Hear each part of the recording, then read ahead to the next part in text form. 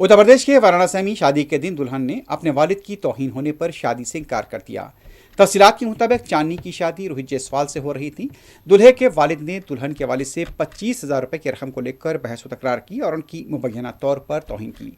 इस बात से बरहमुक्का दुल्हन चांदनी ने शादी से इनकार कर दिया।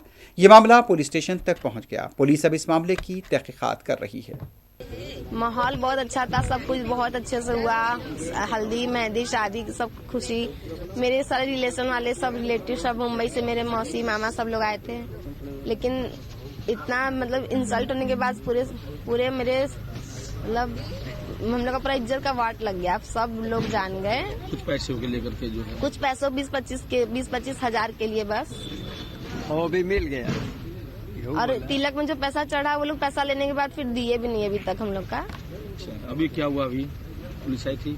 पुलिस आई थी, कब सुनी, हम लोग का भी सुनी, वो लोग का भी सुनी, फिर चली गई। अभी उन लोग को गिरफ्तारी हुआ? नहीं, अभी तो नहीं। अब क्या चाह रहे हैं?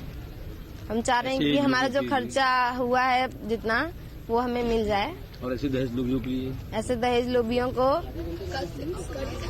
कड़ी सजा देनी चाहिए, ताकि दोबारा कोई दहेज के लिए किसी लड़की के घर जाके ऐसे बेइज्जती ना करे।